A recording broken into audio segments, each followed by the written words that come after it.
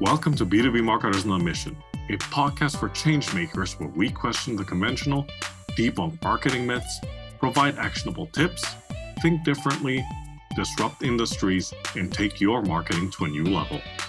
From improving your campaigns to making you a better marketer, these are the inspirational stories that will help us change the way we think and approach B2B marketing one conversation at a time.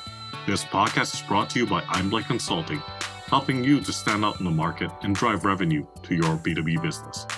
And now your host, Christian Klepp.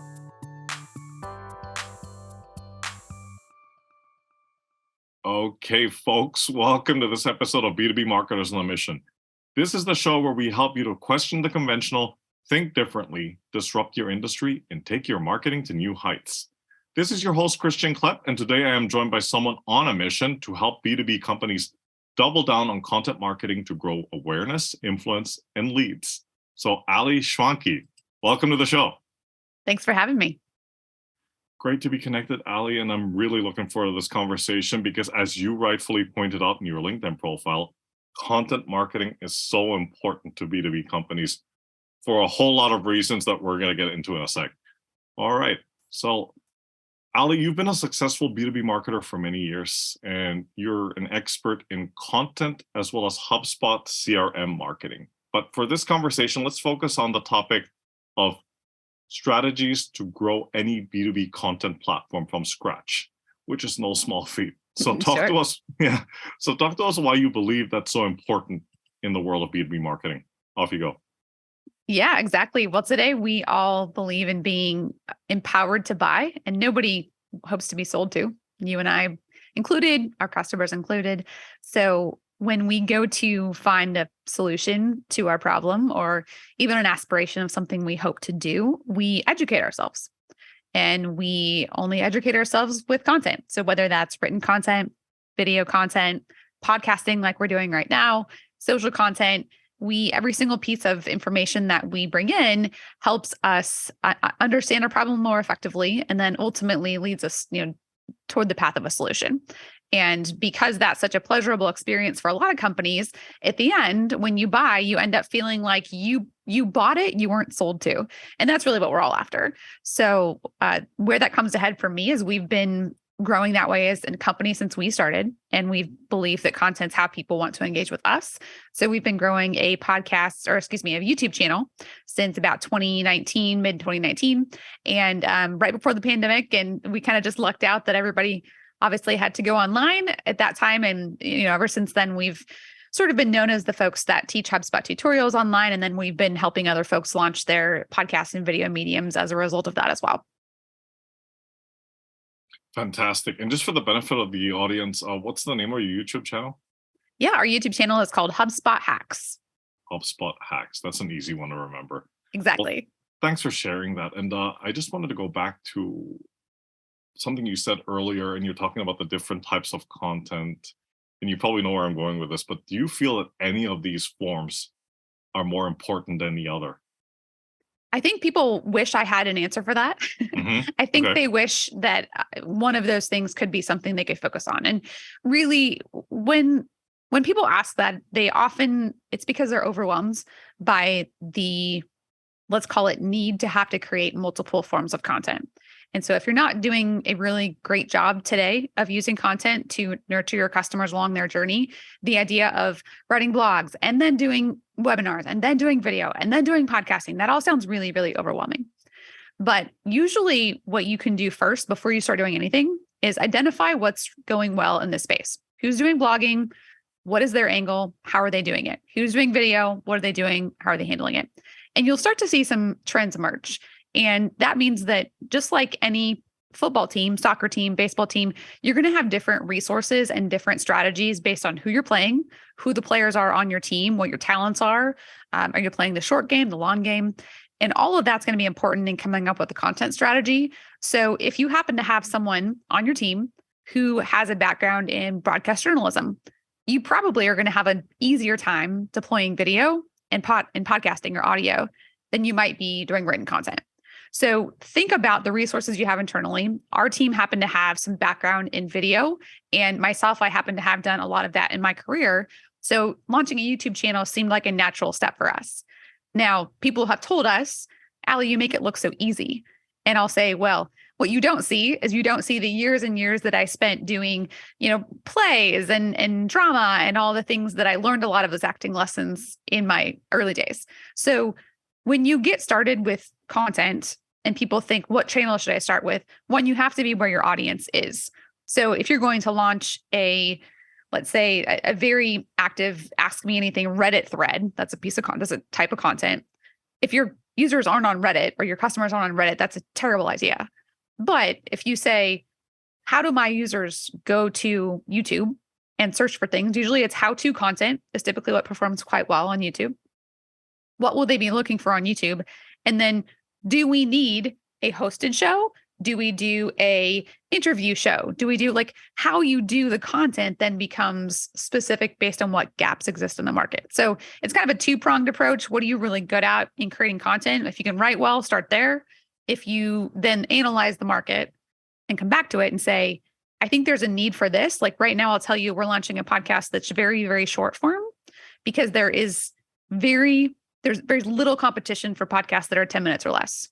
Yeah, those are really interesting points. And thanks for sharing that. You brought up two things that I wanted to go back to in the past couple of minutes. Yeah. So one about making it look so effortless. It almost, I think one of the greatest analogies for that is just thinking about somebody like Lang Lang, who's a world famous pianist, right? Mm-hmm. And if you've ever seen him in concert and you've ever seen Lang Lang play, he can play pieces by Chopin, which I think undoubtedly are some of the most difficult piano pieces to play, and he can play those with his eyes closed.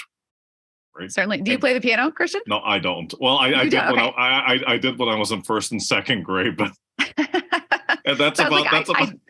Yeah, sorry. I do play the piano. Yeah, I do play the piano myself, and I Right. can play with my eyes closed, and I can play with I can listen to a song on the radio and just play it. But that's hours and hours and hours and hours. That was exactly the point I was just getting to, because people were saying, like, how does he make it look so easy and so effortless? And what they don't see, and this is something that he said in an interview, is that he practices 6 to 8 hours a day. Right? So they don't see the blood, sweat, and tears and the effort that he puts behind looking so effortless on stage. Right? So that's the first thing. The second thing, which I thought was such a great point to bring up, is also that you're creating content that addresses the problems that the target audience has, but also it's structured in such a way that it helps, or it's designed to take into consideration how your best customers buy. Right? And I thought those are really two things that you said in the past couple of minutes where I'm like, okay, that bears repeating, that bears talking about again. Right? Yeah, I think that a lot of times we forget that customers may have things that they're wondering about that they feel actually scared to talk to us about, because by admitting that they don't know what something means. So how many times have we been in a situation, even in a sales conversation, where we have used an acronym and we just assume the other person knows what it means? And if they just stop and raise their hand and say, I don't know what that means, they risk looking stupid. They risk looking like that they're not going to have that same level of professionalism. So when you create content around these kind of lesser known things, you can also then empower them to come to the table and have a better sense of understanding as to what they're buying, how it's helping them solve that problem. I'll give you an example. So when you're in the world of CRMs, which we are, sometimes if you go to the HubSpot's website, for example, there's starter, there's free, there's pro, there's enterprise, and then there's marketing hub, sales hub, operations hub, CMS hub, service hub. And so it becomes this wait a minute, is a CRM the same thing as all these things? But if I ask Ali, if the CRM is the same thing as a service hub, is that dumb? Do I look stupid? So we literally have a blog post called What is HubSpot and what can I do with it? Because that is what people are searching, and they don't want to get on a sales call and have the risk of them being sold something that they don't understand. But they would never jump on a sales call and say, now, Ali, can you tell me what HubSpot is? Because they're afraid that opens then the vulnerability, and that content therefore helps them feel more secure in that conversation. Absolutely. 100%. And And I thought it was so good that you brought that up because that's such a great segue into the next question, which Awesome. focuses on mistakes and misconceptions that you've seen out there. But let's zero in again on that on our topic of discussion for today, which is growing B2B content platforms. So specifically, mistakes and misconceptions you've seen out there around this topic, and what you believe should be done to address those. Yeah, a couple of mistakes that I see people making when they're starting content from scratch is their understanding of what it takes to build consistency is often, it's just like anything that's new. It once that pizzazz and the flash kind of fades away, it becomes more of a grind. And it's true. And so anything new, there's this, I wish I knew who made it and I wish I knew the name of it, but it's this kind of diagram where you see this like really great heightened thing and then it goes down to like the trough of despair. And when you get into the trough of despair and you need to create getting content, you often hear that people will say, well, it isn't working, or it's we need to switch direction. And I can pull up our YouTube channel, I can pull up our blog, and every single time I can show you where we had a conversation of, should we keep doing this? And we knew, like, when you're in it for the long haul, like if you ever run a marathon, if you ever get to mile 20, ever in a marathon, I'll tell you at mile 20, you're like, better, it's a good thing that there is a finish line up ahead. Otherwise, we would be bailing out right now. And that's what happens in content creation. So there has to be a minimum investment into the time for you to even get something from it. Now, the other mistake that I also see people making is they write a lot of content that is in the voices and the words and the terms of them, but it's not how the customer talks. So again, back to that, what is HubSpot and what can I do with it? If I was going to write that in a very like marketing-y way, it would be like, discover more about the marketing automation platform that's the number one choice of something, something or other. Like at that point, marketing automation doesn't even really mean anything to the audience because they're just like, I heard about this HubSpot thing. I don't really know what it is. So the way to overcome that is to talk to your customers and really just listen. So discovery calls for me are wonderful because I can just say, hey, what brought you here today? And, what were you looking for online? Good questions to ask might be, what's the last thing you typed into Google? And you start to understand their frame of reference and the paradigm that they're coming to the table with. And if you don't understand that paradigm and that empathy from their point of view, you will fail with your content initiatives. Yeah, no, absolutely. I mean, like you got to get into their mind and see their thought process, right? Like what are Mm-hmm. they looking for? What are they looking for online? What kind of information are they searching for? But even going back a step, a step backwards, what questions are they asking, right? Because it all starts with Mm-hmm. questions, correct? And Mm-hmm. I love how you how you brought that up. That first point about consistency and it becoming a grind. That almost reminds me of a diagram. I'm sure you've seen it more times than you care to count. It's the diagram of the entrepreneur's journey, Oh like yeah. like the way the outside world perceives it, and the way that and then the other diagram shows what an entrepreneur actually goes through, Mm-hmm. and it looks like the Mariana Trench almost, right? Like, Yeah. Yes. Yeah, yeah. there has to be some sort of stamina there. And Mm, that is, again, I think it's one of those things that if you like one of the shows that I used to watch and enjoy the journey in the back in the day was The Biggest Loser. So mhm. you loved watching these people kind of go through this transformation, but there was a lot of content behind the scenes that I guarantee never got aired because it was just boring. It was just boring. They were just doing the same workout, the same thing. And a mentor once told me that success often is misguided because in the middle of it, it looks like it's just boring. Like success, when you consistently execute, is just boring. Well, there she goes again, doing the same thing. But then 3 months later, they all want to talk to you about like, well, what did you do? What did you do to get here? And you're like, did you not see me every single day publishing on LinkedIn? That's how I got here. Absolutely, absolutely. And to the point you brought up earlier about playing the piano, I'm a drawer, a sketcher, Ah, okay.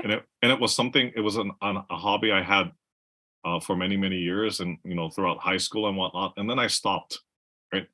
But then I took it up again during the pandemic, right? But then I had to relearn how to draw. Mm-hmm. And then I do post on Instagram and Facebook and what have you, but I started by posting the finished product. But now what I've started to do is to post the process so people can see how much work goes behind such a detailed drawing. And it's hours and hours of tinkering away and using different types of pencils, they're darker and lighter and so forth. So they can that people can understand how much effort goes into coming up with one piece of artwork. Let's put it that way, right? Yeah, I love that. I think Yeah. people they're intrigued at how something comes together, and Yeah. you gain a lot more respect for the craft when you Yes. can see it in that way. Yes. Absolutely. Absolutely. On to the next question, and I'm pretty sure you'll have no problem answering this. So, what roles do you believe research and having the right strategy have in growing your B2B content platform? Because it's not exactly like you'll just press submit or go and then boom, there you have it. You have your content platform with your community of followers, right? hmm Yeah, really, there's kind of two sides of this, and it's kind of like a Mhm. pendulum. And so I will say that some people swing their pendulum over to the strategy and planning side. And you can get stuck over there simply planning and strategizing your life away and never actually publish any content. And that it's a good practice to do your due diligence because you do have to make sure you have a purpose for your content. However, if you swing the other way, you end up maybe creating something that either your audience does not care for it, it's on the wrong platform. You're not even really well equipped to understand what goes into it. So I will say when you look at what your goals are, and I'm going to give you a couple of different types of goals. Sometimes your goal when you're first starting a content initiative is to learn how to do it. So if you're podcasting for the first time and you're simply learning how to put together a good episode, a good strategy would be go listen to some episodes from people and companies that you like, try to model yours after theirs, and then just see if you have a good episode. In that case, the product, what you're after, is a good episode. You should not correlate that with, I want to have 1,000 followers. Because followers come when you actually create content that they want to hear in the way that they want to hear it and create episodic type of things. So when it comes to creating content, the single biggest thing that often gets missed is why are you creating this show? Who is it for? And what do they want to hear or learn about? Because at the end of the day, if you don't answer those questions, you might really just want to talk into a microphone. And that's okay. If you just want to talk into a microphone and interview friends and build relationships, that's fine. That is totally fine. But you typically don't build an audience without having that really clear picture. And then someone said this on a podcast I was listening to yesterday. They said, when someone subscribes, they subscribe to your content with the intent to get more of what they just heard. So if you all of a sudden get the idea to veer off because you're interested in something else, you then violate your listeners because they expected this from you and now they've gotten that. So you have to pick something that you can talk about exhaustively and not get bored. Because if you get bored, your listeners will get bored. 100% agree. And back to your earlier point, I think it's so important for people to understand. People like who are starting out with podcasts or launching them. I'm going to use the French term, but like, what's your raison d'être? Right? Like, I like that what? term. Believe me, I cannot say that. That was good. Sorry, I just had to sound a little bit fancy, but like but long story short, what's the reason for being? And that's back to what you were saying, right? Like, why are you launching this? Is it to become famous, or is it because you're genuinely trying to solve? And this is to the topic of the conversation today. Are you genuinely trying to solve a problem that your target audience is facing with this content, right? And back to the ideal listeners, because not everybody's going to listen to the podcast, right? Like the people that subscribe to your YouTube channel, I mean, if they're not on HubSpot, then why would they even go there, right? Yeah. That's one of the things we did find. So, Mhm. for example, when we did our research into our channel planning, we identified that the folks that were doing some of the videos that we thought we could do online were filled with a lot of topical, we'll call them offshoots. And so you found that listeners would appreciate, or in this case, like viewers would appreciate content for a while. And then they would find that all of a sudden they're doing an interview with someone over here that just kind of seemed a little bit off. So, imagine watching College Game Day and suddenly one Saturday they cover a hockey game and not a football game. Like that would just, like ESPN would never let that happen because it's College Game Day, it's football. But that is what you do to your listeners and your viewers when you veer off topic because it's interesting to you, but it's not relevant to what they, signed up to get from you. Yeah, no, that's absolutely right. That's absolutely right. I'm gonna throw in an additional question there, Ali. Let's do it. And because this is on topic of growing your B2B content platforms, and we all know that it's not the only thing, obviously, but one of the important aspects of successfully growing your content platform is to keep your content fresh, right? And I know that sounds pretty broad and generic, but let's narrow it down. Like, from your own experience and your perspective, how do you do that? How do you, like, to what you said earlier, how do you keep your content from getting boring and dry and like, oh, we've seen all this before, going on LinkedIn and like, okay, it's a post about this topic again. How do you avoid that, falling into that trap? Let's put it that way. Yeah. I mean, I think if we could reframe this, it's really like, where do really good content ideas come from? Yeah. And I know people ask me this a lot because it's kind of like this muscle that the more you exercise it, the better it gets. So if you think you don't have a lot of good ideas, it's probably because you haven't gotten through your really bad ideas first. Really, like there was a copywriter that I was following online and he did this experiment. I wish I could think of his name right now. If I think of it, I'll send it to you to put in the show notes. But he did this experiment where he wrote 100 headlines every single day for like, I don't know, 25 days or something.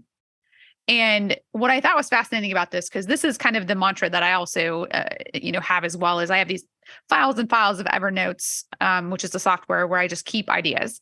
And I have one Evernote called Ideas from the Treadmill.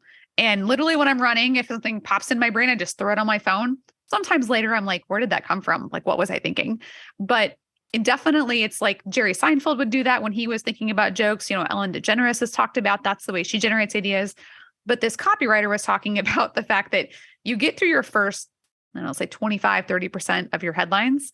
And those headlines are all kind of like, oh, you think you're doing a good job. And then you start to just suck a lot. So in the middle, they start to get really terrible. And then you kind of overcome what we'd call like the cliche, this is like duh sort of content. And then once you work through that, then you start to really make your brain go in different directions and you come out with these really different ideas, but you have to work that muscle. And 100 headlines, if the headline's what gets people to read the article, you should spend more of your time on the headline than you should on the article. So I think that when it comes to content ideas, I spend a lot of time studying, like I'll go through LinkedIn one day and I'll write down all the headlines that were in my feed and I'll just write them down. And then I'll study them. What did they all have in common? What were they different? How could I emulate some of these? I'll do the same thing with TikToks. What kind of TikToks came up on my feed today? Same thing with YouTube Shorts. I spent way too much time 2 nights ago. I was going to be on there for a couple minutes and I was studying shorts. What's the format of them? What was the lead in that they used? Did they have some sort of like virality to them? Studying other people's content's really a great way to do that. And then what I like to tell people to do is come up with what you have as like a playbook. So for our playbook, a couple of things that we do. One is product releases. So if there's a product release on the HubSpot platform, that's a good thing for us to talk about. Another one is going into Reddit. What are people talking about on Reddit? Are there questions on Reddit that we can answer?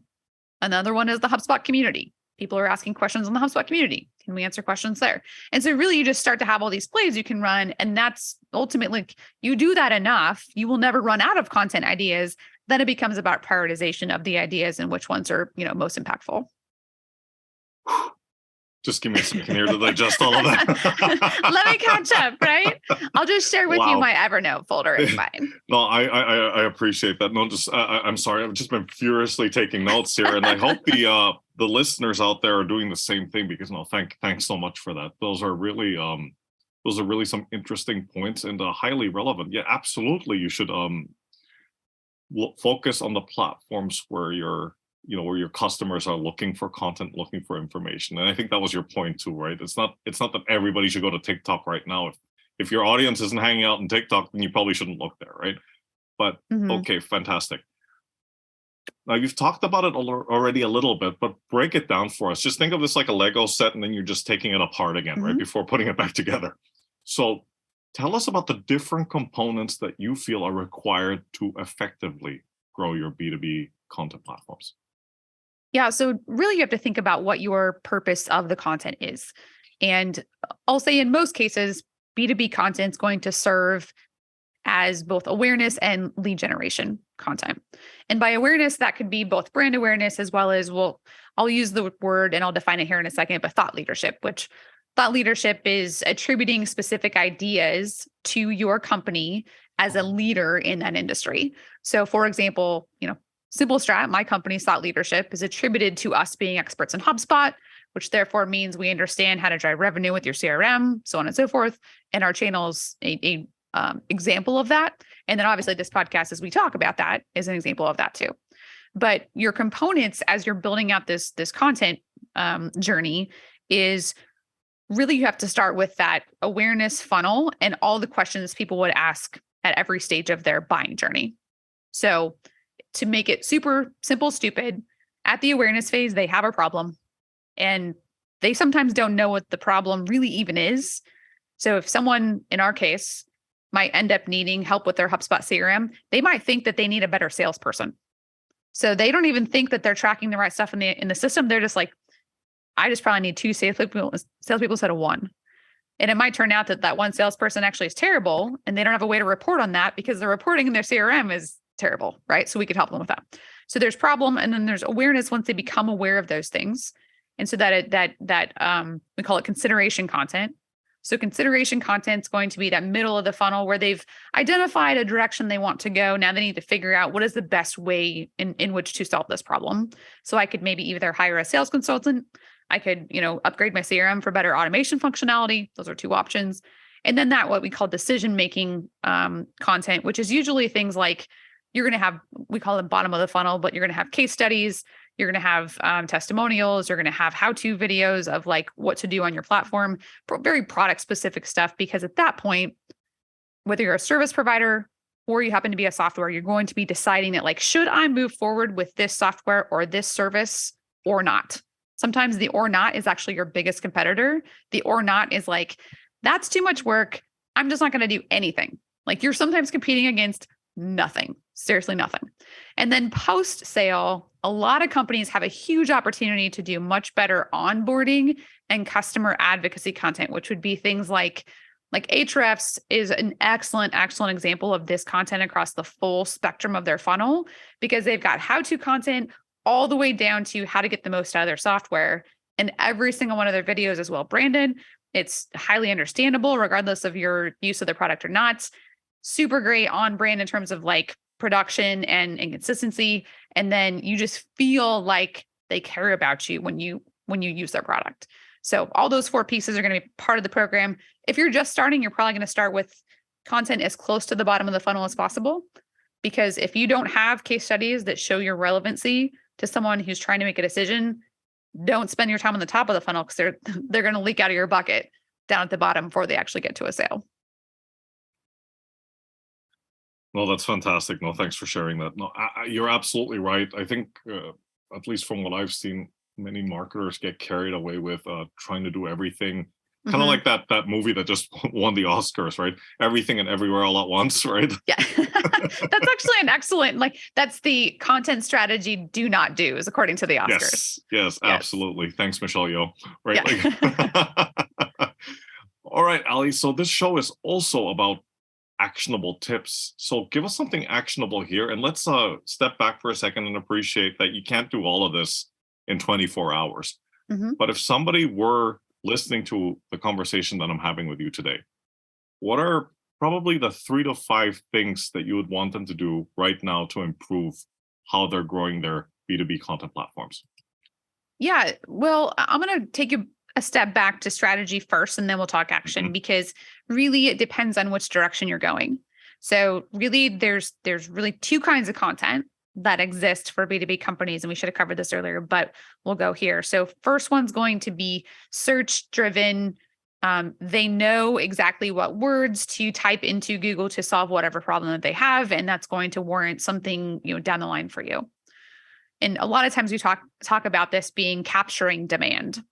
So you're capturing the fact that someone has a search about this and they're winding up on your website in some way, shape, or form. And then we have creating demand, which is much more about education, agitation of the market, shaking them up to realize they do have a problem, or that there is a better way to do this. So depending on which one of those you do, you're going to have to deploy different tactics. So actionable wise, if you happen to be deploying I'm going to capture them online, you're going to want to make sure you understand and go make a list of all of the different types of searches that would be in someone's Google search, for example, that you should be creating content about. And some people say, well, I don't know how to do that. I'm not sure which ones to write about. Start with simply the ones that you already know are being asked in the sales process. So again, back to the example we knew people were asking, what is HubSpot and what can I do with it? Based on both search data from something like SEMrush. If you use SEMrush or Ahrefs, that will give you that. Uber Suggest is another good tool that can give you that as well. And then secondly, on top of that, if you're going to capture demand, you need to interview your customers. So again, go back to them, ask them questions like, if you were to type something into Google to find the type of problem we solve, what would you type into Google? And that question's really interesting because you'll often get things that people will say and you'll be like, I never thought of it that way, because their paradigm is so much different than yours. Now, if you're capturing demand, you're going to have to think about how to make this interesting, entertaining, and relevant to me when I already am not looking for it. So this is where studying some of the ways that your competition is capturing attention. I'm not saying go copy that, but definitely understand what the competition's doing first before you do anything else. And then you have to establish a unique point of view. Otherwise, capturing demand will just look like a Me Too exercise. So if you're capturing demand, for instance, if you now create a channel with HubSpot tutorials, yeah, that's a good measure, but there's a lot of people doing that now. It's like, we've been doing that for 3 years. There's other people jumping on the boat. If you created, I don't know, a TikTok channel that had short, pithy things about a CRM and was humorous, that might be interesting. Okay. So you got to think about how to capture that attention and then also make it so that they pay attention and not just, well, that's cute, and then I just kind of move on. So you have to pick a direction, either capture content or capture demand or create demand. And then out of that, that's going to determine your next steps. And if you've, again, have nowhere else to start, talk to your customers and make sure you have content that answers their top questions.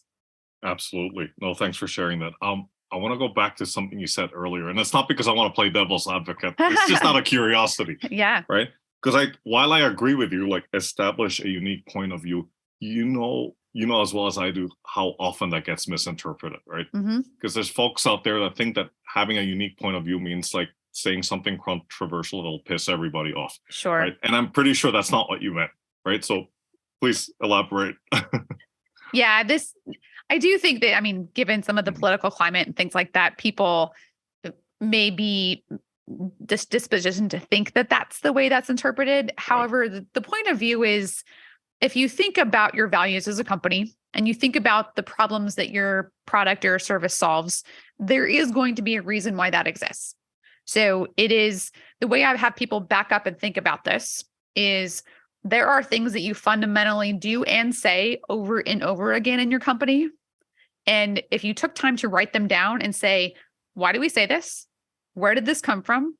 What is the origin story of this belief? Or what are some origin stories?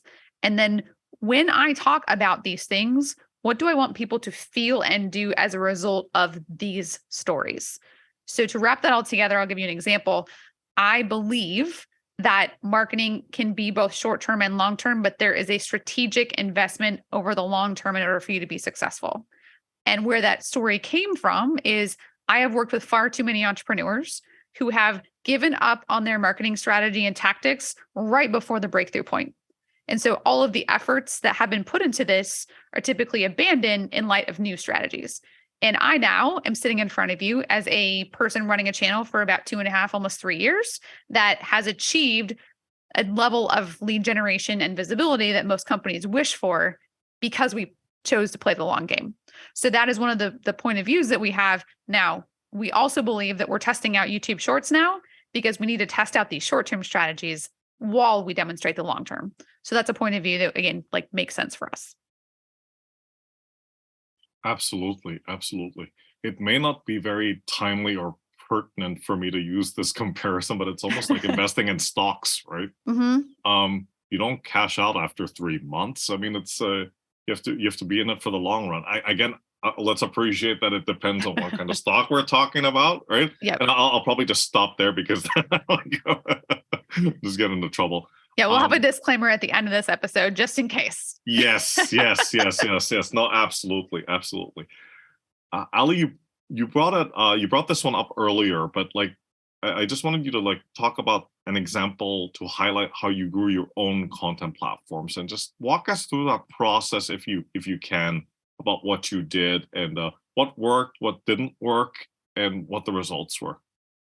Yeah. So I'll give you a couple of examples when we first started our channel Mhm. and our blog. And that was back to that creating discipline around things. Yes. When we first launched our YouTube channel, it wasn't a separate channel. It was a hypothesis, and we already had some clients asking us for videos that would help them do some common things in HubSpot. And at the time, Loom was a fairly new Chrome plugin. I knew that we were using it to just create these short videos to send them to clients. And we thought, one of the gaps again that we identified let's take a step back. So we looked at all of the YouTube content out there related to HubSpot. And one of the things again we noticed was people were having less and less tolerance for the long, like, here's my life story, kind of the way we all complain about recipe blogs where they talk about their life story. And I'm just like, I want the recipe. Just give me the recipe. That happens on YouTube too, where they talk about Doesn't their that life story. sorry to jump in, doesn't that drive you nuts? Like that happens Yeah. every time I look up some recipe and they talk about what they like to do. And I'm like, well, where's the recipe? Like, Yeah. Well, you know what's funny though, it's like a Mm. sidetrack, but I follow a gal on Instagram called Of Yeah. Batter Endo, and like Yes. her Instagram is amazing. Yeah. I will read all of her stories because I've Mm. become bought into her story, but I didn't stumble upon her recipe first. I stumbled upon her Instagram first. So, but I still don't read. I don't read the whole story on her website, unfortunately. Right. I read it just on Instagram, and then I'm like, I can't make bread. Like I tried her bread recipe, and it was terrible. It was basically like flat. It was like pita bread. It's no small feat, but I'm sorry for interrupting. Yeah, Please continue. no, Yeah. but I think that what we discovered when we were studying that is, hi, my name is Ali, and I'm going to talk to you today about all the things. If you study, the reason why people stay engaged with content is they open their videos with a promise of what's coming, and it's not about them. And you get into it right away. So we identified that as the opportunity. So we thought, what if we just made better versions of these how-to videos, and just instead of blabbering on for 3 minutes, we just go, hey, do you want to know how to hook up your HubSpot inbox to your Gmail? Let's dive in. And that was it. That was the genesis of the whole idea. So we created some looms, we put them online and added some intros and whatever to them. And we amassed some views from that. So we use that short, like little bit of data to then say, okay, what would be the result if we put this on its own channel and create an audience around it? So we had these kind of small bets that we put into the mix before we took the big leap into it, which I think is a really important next step. Now, if you're thinking about this in terms of like a podcast, you can't take a leap into it and say, I wonder if I can get a couple of listeners. Okay, podcast discovery is much harder, and there's a lot of them. So that's not necessarily a good way to do that. But I think, like, I'll give you an example. Right now, I'm launching a podcast as well. I had a tweet that I sent out, and I said, I'm launching a podcast. I've got an 8-minute episode. I'd love for anyone to listen to it. Give me some feedback. I had 90 replies on that tweet of people that were willing to give me feedback. I did not send 90 DMs, but I did send about 20 DMs, and I had probably 10 people listen, provide feedback, good or bad. And now I've got this interesting feedback to kind of build with my community in public. So again, back to that, like when you first start, analyze, make a small bet. And then what we did is we created the first initial pieces of content based on what we knew would be searchable headlines. So some of the most common problems that people have that are new users, we looked for like a high level of search volume, and we created those pieces of content. You can't analyze the performance of your content until you have a minimum viable amount of content. So I think, again, people think they want to go back and analyze their performance. Okay, you can't analyze the performance when you got 4 videos and they've been up for 4 weeks. That's just not possible. It's like weighing yourself on a diet on day 2. Like water weight, woohoo.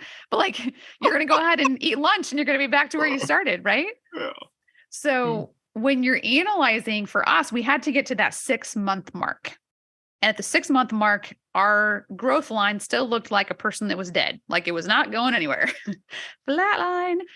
But once we got to this inflection point, we said, we have 6 months of data. Let's really dig in. And we started doing analyzation of like, How many subscribers did we get? Where did they come from? What were the search terms? We reverse engineered all of that and said, you know what? We found 3 key insights that drove our content calendar for the next 6 months. And that then started to build a compound effect as we created more content. So it's so much like everything else in life, where the more you do it and the more you study it, the more you learn. And it has to be an iterative process. And then ultimately, like we learned, shorts and snippets and social pieces and whatever. But that's really the genesis of how it all kind of came together. Amazing story. And I think with sharing that experience with the audience, you've also answered the question about quality versus quantity, which is, I think, a question that everybody in content marketing asks themselves or gets asked. And I think you just answered it, right? It's something that happens progressively over time. You don't start with quality. Like I certainly didn't. Yeah, there's a couple of things that you have to keep in mind based on platform. So I will say written content, quality means you have to have an intro that captures me. Yep. Otherwise, the rest of the article doesn't matter. And there has to be something I learn that either inspires me, motivates me, or causes me to think differently. If you don't achieve that in a written piece of content, you then get to the end. So think about these pieces where it's like 10 things you didn't know about XYZ. If you read the article and go, I knew all of that, like you've let the reader down, so you have to have something that delivers on its promise. Podcasting, you have to be able to get rid of things like vocal tics. You have to really listen to your vocal inflection, your tonality. Those things matter on a podcast. If you're not really good at that now, Toastmasters, public speaking lessons, those are all going to be important. But you can speak eloquently. If you don't talk about something that people are interested in, who cares? Who cares how eloquent you speak if your strategy is not right? On video, again, same sort of thing. If you're not watching your videos over, like, I don't know if you do this, Christian, but I've talked to a lot of people that they have a podcast or they've been on video and they never watch or listen to themselves. I'm telling you, if you have any sort of content, if you write it, you need to read it. If you record it, you need to listen to it. If you record it, you need to watch it. Like, you have to analyze your own performance.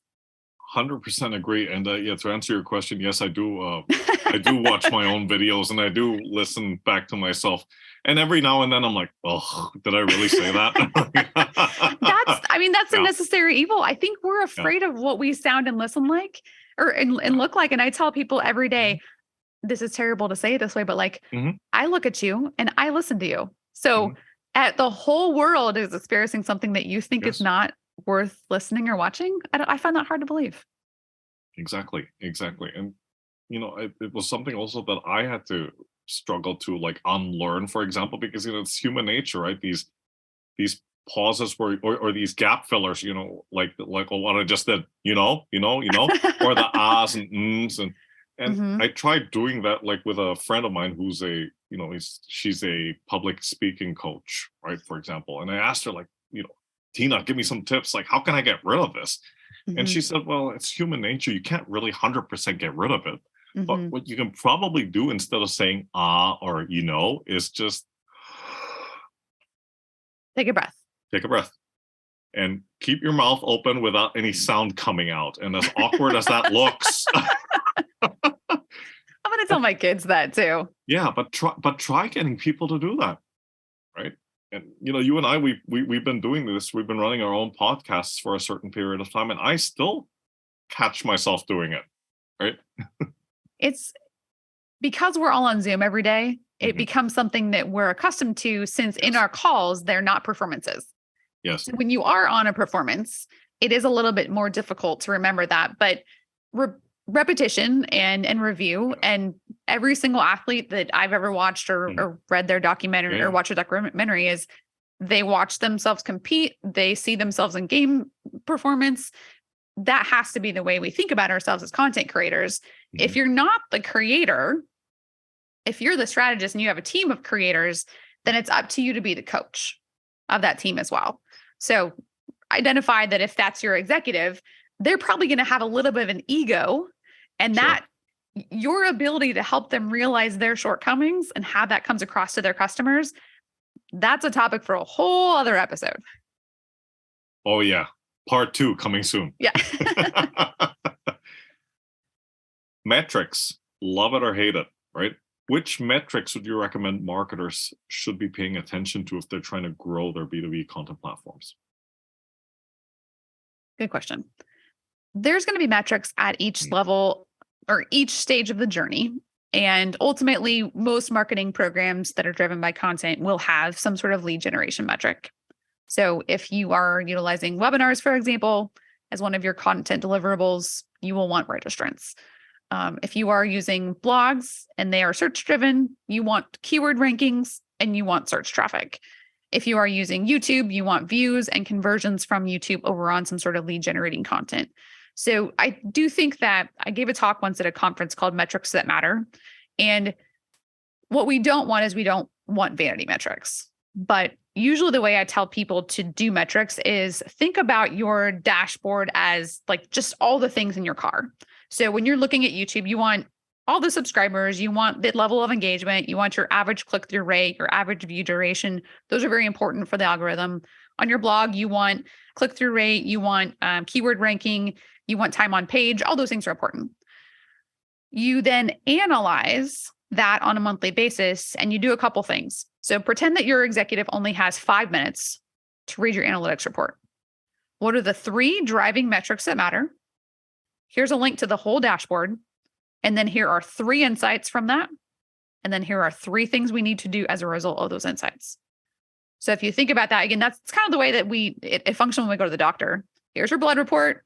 Here's what you should do. Here's what you shouldn't do. You're great. You're not, whatever. That's how we interpret that data. Otherwise, you can get buried in metrics and then you actually get in weeds that don't really drive anything. And instead they look fancy. But if you got 5 more subscribers this month than last month, it's not really a big deal. And you might find that it's accidental and you have no idea how you got those additional, leads or drivers. Yeah. No, you know what? That's such a great answer. And I'll tell you why.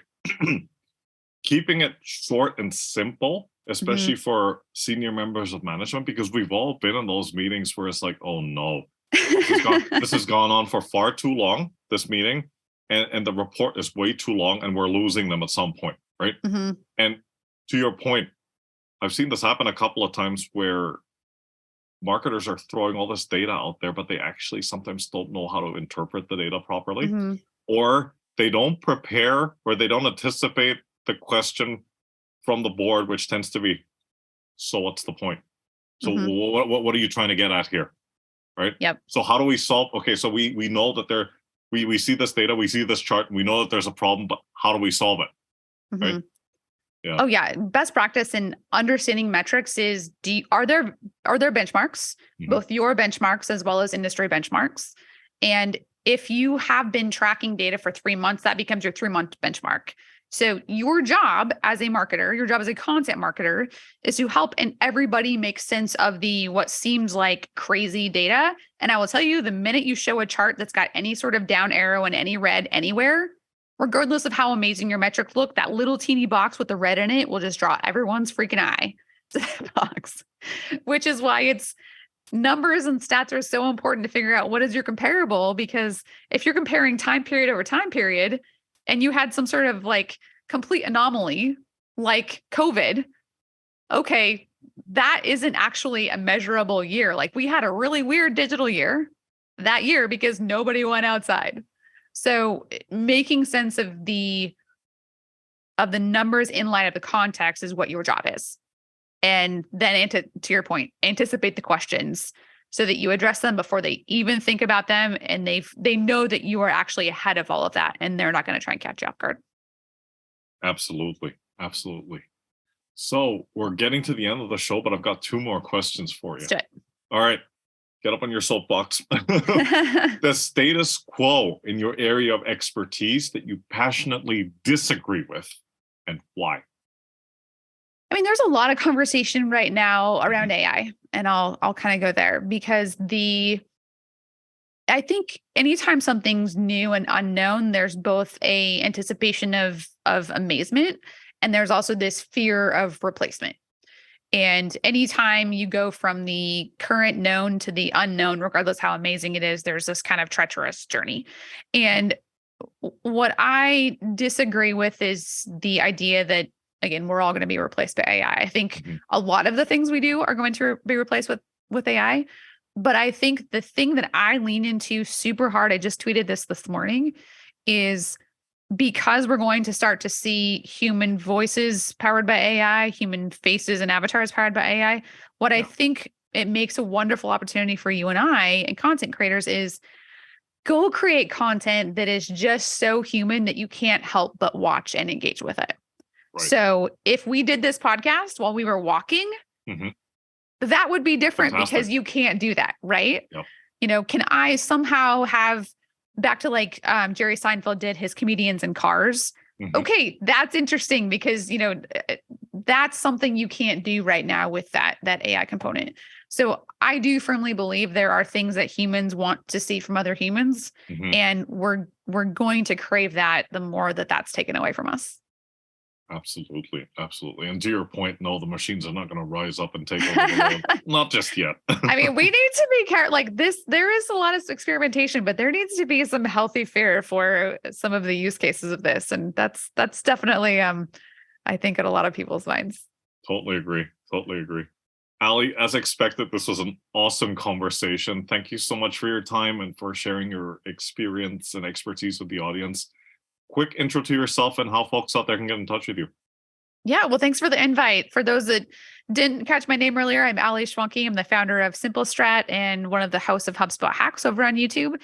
We have a lot of great resources over at simplestrat.com. You can find me on LinkedIn. I have tons of stuff there, weekly newsletter. And again, if you Google Ali Schwanke, there's only one of me that I know of. So you'll be able to track me down. And I look forward to, having conversations out of the show and hopefully maybe doing this again sometime. Fantastic. Fantastic. So, Ali, once again, thanks for your time. Take care, stay safe, and talk to you soon. Yep. Thank you. Thanks. Bye for now.